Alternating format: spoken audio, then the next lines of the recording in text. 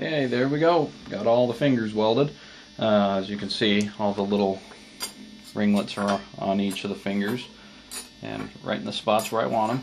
And so the next thing I need to do is basically shape the fingertip. Hopefully I can get that focused. See how it's just sticking straight? You need to curve that downward so the blade fits on top of that right there. So that'll be the next step, just to curve those little tips downward. So I'll show you how that one's done. Okay, so basically I've got this pipe here. It's just this little, basically it's an elbow joint with a, if I can get that here, an elbow joint with just a pipe sticking out of it. And I just attach that into my vise like that. And I've misplaced the fingertip. Okay, just take the fingertip, just place it over the top of it, just right over the top of the joint, and just tap it.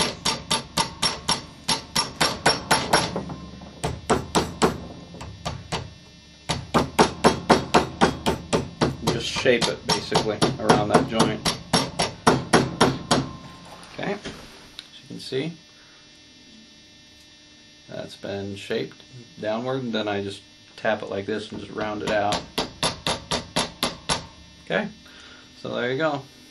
Got one rounded tip. Then I just file off this little point here, and so that fits flush with the blade. So that's pretty much what I do to all the fingertips before I attach the blades.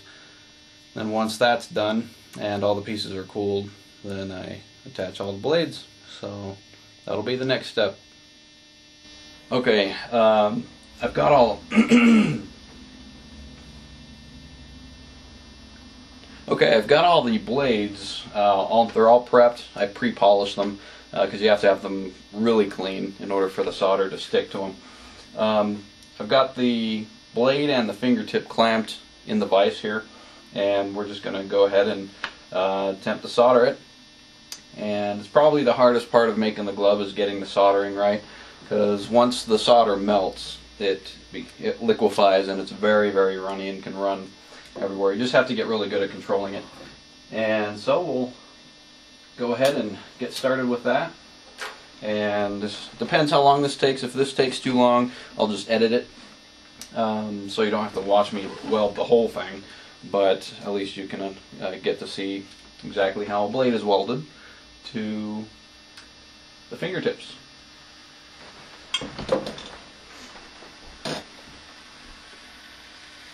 Basically, you just have to heat up the metal. I heat up the steel most at first. It takes longer to heat steel than it does copper.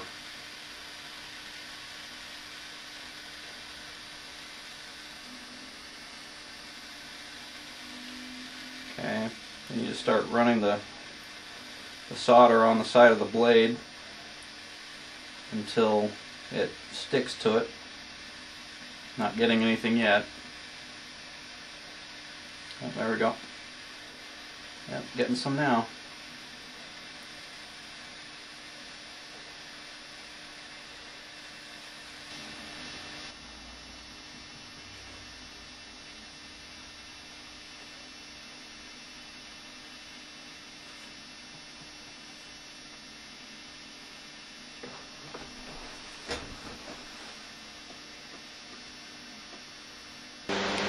Okay, had to turn on the fan to ventilate, but the blade has been welded, as you can see there. I'll try and zoom in on it. Hopefully I can get the angle right. I'm operating the camera upside down, so I apologize. So if you can see, blade has been welded. So it looks really dirty, but that's how it looks after. So basically I just have to do that 4 times and get all 4 blades welded onto the fingertips. I'm quite happy with how that one turned out. So anyway, just stay tuned and I'll get all 4 of these welded, and the next thing we'll be looking at is how to age the metal, how it gets that old and dirty look. So anyway, just hang tight. It'll be just a minute. Okay, so here we are in, yes, we are in my kitchen. and I'm going to be showing you how I age the metal. So for example, here's one of the blades that has been soldered to the fingertip, and first thing I want to do is heat the metal. You just run it under some hot water. This is my special aging solution right here, and I'm going to go ahead and heat the metal. Okay, then what I do, just dip it and watch what happens. See it change color. Dip it again for some darker. Okay, that's how I age the metal. So do that with all the pieces, all the fingers and the back plate, and then I take some steel wool and buff it up and get it to the right look that I want, and then we go on to assembly. So anyway, that's how I age the metal. Okay, so here we have all the parts. They've all been colored to how I want them, and here's the back plate. The back plate has been done, and all the blades. So now we're just going to assemble the glove. So just basically putting the rivets on the glove, and these are the little rivets right here. You can see those, and we'll just get to work on that.